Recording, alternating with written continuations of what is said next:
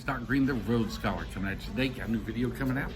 First, I'd like to say everybody thank you, subscribers. I finally hit 1,000 subscribers on my YouTube channel. So, like I said, I'll keep the promise. And I'll be giving you guys a backpack here. And at the end of the video, I'll show you how to get to that and everything. I'll show you a picture over here in just a second.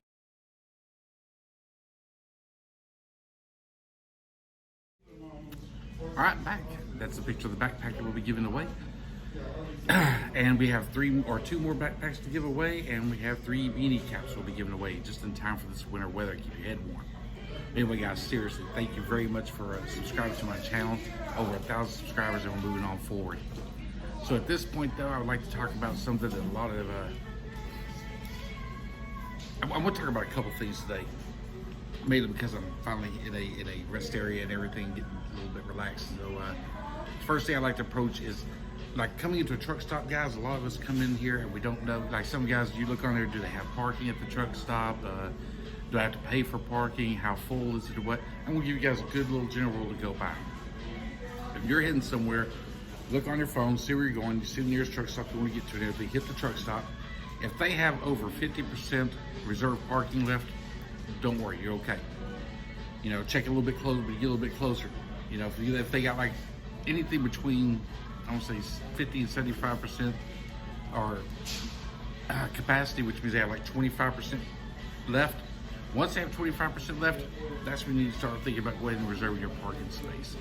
The reason is if they got that many parking spaces available still in a reserved parking, there's probably free parking around. If they got more than any more than 25% of their reserved parking available.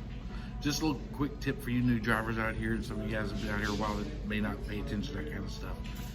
So that's the way I do it, and I usually find free parking. Tonight I didn't. I knew I was coming into a truck stop that's always full. I checked my phone, and sure enough, it only had like 10% capacity left. So I went ahead and reserved my parking and pulled on in and got my spot, and now I'm getting ready to go take a shower.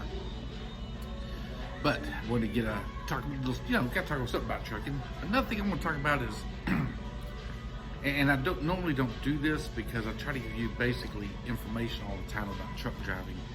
But I do want to point out a couple of things. The election is over.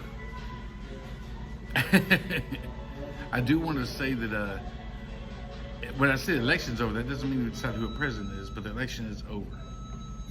And we already see that a lot of the show is shutting down a refinery in Louisiana, and so they're laying off about 700 workers before Christmas, trying to help them get new jobs and everything.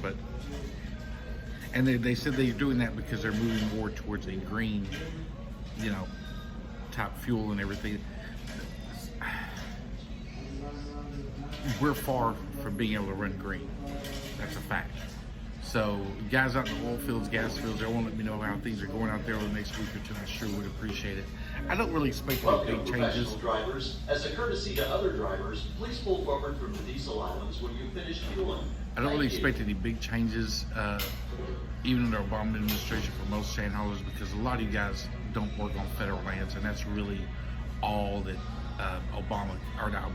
Biden can regulate is leases on federal property, federal parks and stuff like that. Private industry, not too worried about.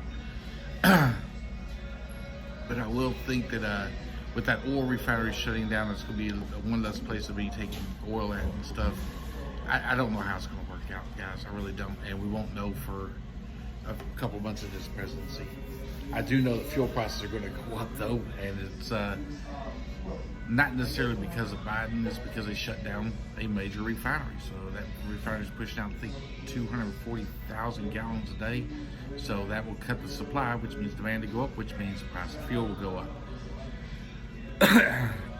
But a lot of you guys, Obama, I keep saying Obama because Biden was under him and they worked together, but Biden, I'm not talking about him as a person or the Democrat policy. I'm talking about the policies as they affect truck drivers. If the economy slows down, we slow down. That's how it works. Right now, we're still moving pretty good and everything, but really, don't get all stressed out about it right now. There's too much things going on and too many ins and outs to be worried about that. Just do your job, and the thing is, if the oil fields drop, you can always move back to OTR. and the economies go up and down. So I mean, you know, we'll always have a job. As long as you have a CDL, you'll have a job. Regulations and stuff that are in place have not really changed that much.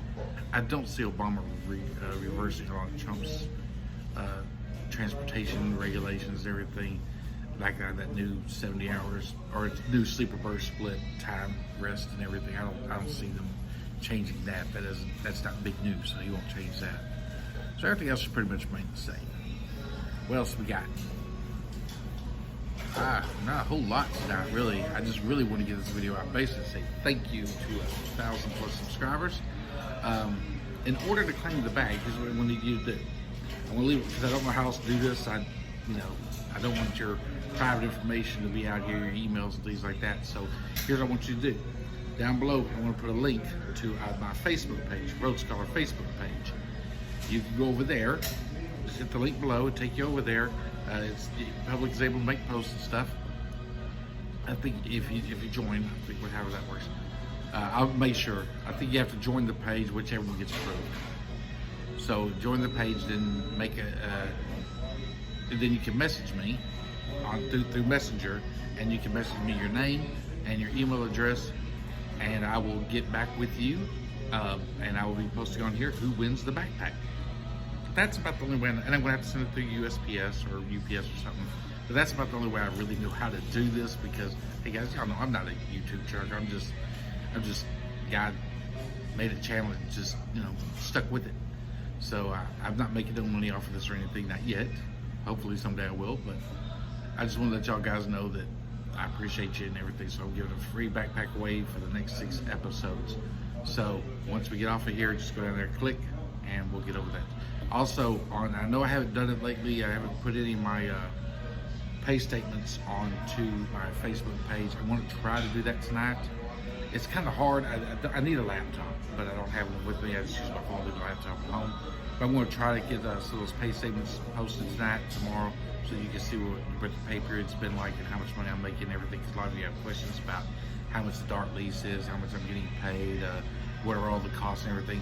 So I'll just put the whole sheet up there, the pay sheet, so you can see for yourself what everything is. I've done pretty good last week.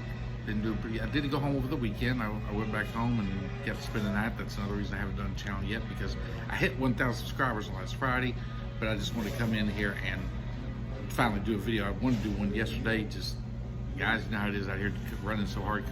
By the time I pull over, I was just too tired to make a video. So anyway, I just wanted to thank you. I'm going to try to shoot for 10,000 now. But anyway, so I'll be putting more videos and everything. If there's anything you guys have questions about, if I don't know the answer, I'll get somebody who does. By the way, I have a friend of mine who's been in bariatrics, because a lot of you guys know that if you watched my last video, that I weighed in at like 293.7 pounds, and I have to start losing weight. So I'm going on that. By the way, thank you everybody. Appreciate all the help on different diet suggestions and everything. I decided for the first 30 days, I'm going on the vegan diet in order to kind of clear out my system, a lot of fiber and everything. Cutting out meats and stuff just to give my digestive system a break. And after the 30 days, I'll probably switch to another type of diet. But for these first 30 days of this, I have gone pretty much straight vegan. I make mistakes every once in a while, but I'll be honest with you, my energy level has shot up through the roof. I don't know if I've lost, well, I weighed myself when I was at home, and it's like I lost I want to say I was at 193, and I weighed in at I lost about 8 pounds the first week, about 8.2 pounds the first week. So, but that, I know that the first few pounds drop off real fast, so I'm not really counting that. But I do want, I'm feeling better. I'm feeling a lot more energetic. And so I want to thank you guys that have reached out and tried to give me advice and everything and have helped me out. I am looking at doing the keto diet next. And I was talking to a friend of mine. He works in bariatrics, weight loss professional. And he was telling me that the problem with diets, a lot of people on diets, is when you start craving things after a little while. But they try to stick with the diet, stick with it, and finally they just cave in and they start eating something they're not supposed to. Another thing is you do what you call plateau out. You reach a certain point, and your body stops reacting with the diet. It adjusts to your new diet and everything, and it goes back to storing food, and you plateau out. You can't lose anymore. So what he says to do is to vary the type of diets I'm on. That way it keeps my body in constant flux, trying to keep up with it. Can't really have too much time to it. Once it starts adjusting this vegan diet, I'm gonna switch over to keto. Once it starts adjusting to keto, then I'll switch back over to vegetarian or something. Once it starts switching to that, I might try the Atkins diet. So I'm just gonna keep going back and forth between these and keep them moving until I get down to the weight I need to, and then go from there. But I will say I've been feeling full of energy. It is very hard right now for me, but I'm walking because everyone knows I'm walking a mile. I don't know if I told you all that. I hope I did. I walk a mile each day. It is getting very hard for me not to start running. A lot of people go, well, go ahead and run. Well, I can't. The doctor said I can't run until I lose at least 20 pounds. That's how overweight I am. So drivers, take care of yourselves out here. Vegan diet seems to be working for me pretty well. My shorts are, I wouldn't say loose, but they're fitting me a lot better than they were 2 weeks ago. My clothes are fitting me a lot better than they were 2 weeks ago. I still got the gobble gobble, but it's not nearly as pronounced as it was last week. I don't know if y'all can tell.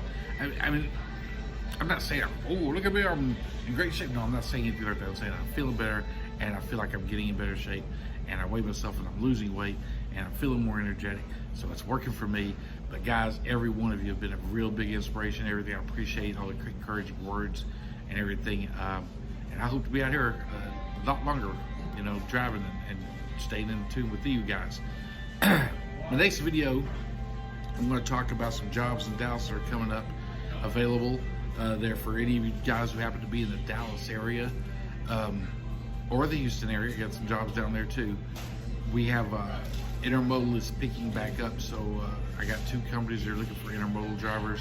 I'm not going to tell you what they're paying because it depends if you're a company driver or if you're driving for somebody, if you're leasing a truck or if you own your own truck or if you're driving for someone that owns a truck. There's a whole lot of variables in how much you can get paid. So, but I will give you the number, I'll give you the information, I'll give you an estimate of how much you can get paid and everything, but that's coming up on the next video. If any of you guys got anybody looking for work in Dallas, it doesn't matter, hard, manual labor type work in a warehouse or something, I have a friend of mine that's hiring crews right now, and you just leave a message down below if you know anyone looking for that kind of work. They're unloading trailers by hand and loading them back up. I know everyone's going, well, I would never do that, right? But he is paying $400 per container that you unload. So if you got a crew, you and about 3 other guys, and y'all go in there and knock out 2 or 3 containers a day, I don't know how much you want to pay the other guys, but he pays $400 a container. Maybe you pay these guys $100 a day, $150 a day or something. You walk out with a couple $100 in your pocket a day, plus another 100 for what you make off the other guys doing the job for you and everything, helping you out. So anyway, that's just something you might want to pay attention to, or give me a call about if you know anyone that has crews that want to work. Professional drivers, don't forget to use It's your Monday Vital through Works card Friday. at Arby's. The job is, and it's hard work. I'm not gonna lie. I've loaded and unloaded trailers, but there's crews up there now that are doing 2, 2.5, almost 3 trailers a day. So they're making about $1,200. That's about, those guys, there's a 4-man crew, so they're making about $300 to $400 a day each, per day. So they're walking out at the end of the week with anywhere from $1,500 to $2,000, $1,600, $1,700, $1,800, $2,000 a week. So just to let you guys know, if you know anyone that's in the Dallas area, if you know you got a child or some cousin, stepson or anything that needs a job in the Dallas area or the Garland area, I call it Dallas because get there, but there's some other crews that are losing a couple of members that are looking to replace those guys. So again, you can hit me up down below, and I can get you in contact with one of the crew chiefs out there, and they can get you on. You can be starting as soon as tomorrow. It's just something to let's look at. Anyway, guys, peace. I'm out. Road Scholar. Have a great one.